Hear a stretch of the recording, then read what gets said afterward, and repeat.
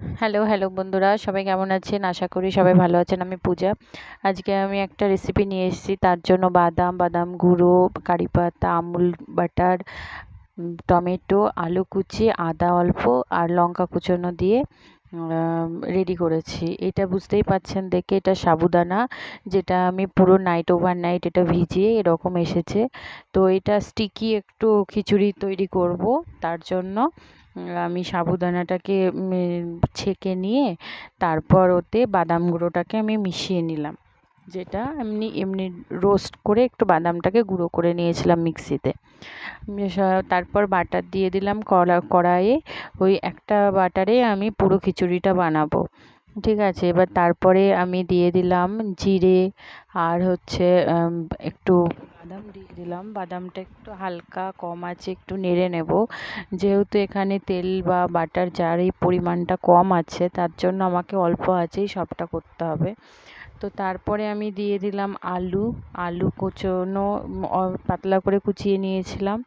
তারপর যা যা ছিল আমার কাছে, কারি পাতা, একটু আদা মানে থেতিয়ে নিয়েছিলাম আদাটাকে গ্রেট করার মতন, ওইটা দিয়ে এবার এটাকে আমি একটু নাড়াচাড়া করে তারপর ঢেলে দেব টমেটো। টমেটো দেওয়ার পর একটু নাড়াচাড়া করতে হবে। তো এই পর্যায়ে আমি এর মধ্যে দিয়ে দিতে হবে আমাকে লবণ, ঠিক আছে। তো লবণ আমি অল্প যেরকম পরিমাণে লাগবে সেরকম দিয়ে দিলাম। দিয়ে এটাকে কিছুই না, এটাকে আমি ঢাকা দিয়ে রেখে দেব। যেহেতু আলুটা একটু সেদ্ধ হবে, টমেটোটা একটু গলবে, না হলে আলুটা কাঁচা হয়ে থাকবে। তো আমি তার জন্য ঢাকা দিয়ে দিলাম। ঢাকা দিয়ে ওটাকে ফ্লেমটাকে একদম কমিয়ে দিয়েছি, যাতে ওইটাকে আস্তে আস্তে সেদ্ধ হয়। তারপর আমি দিয়ে দিলাম চিনি। তো আমার কাছে ব্রাউন সুগার ছিল, সেটাই আমি দিয়েছি। আপনাদের কাছে যেমন যেটা সুগার থাকে আমাদের চিনি, সেটাই দেবেন।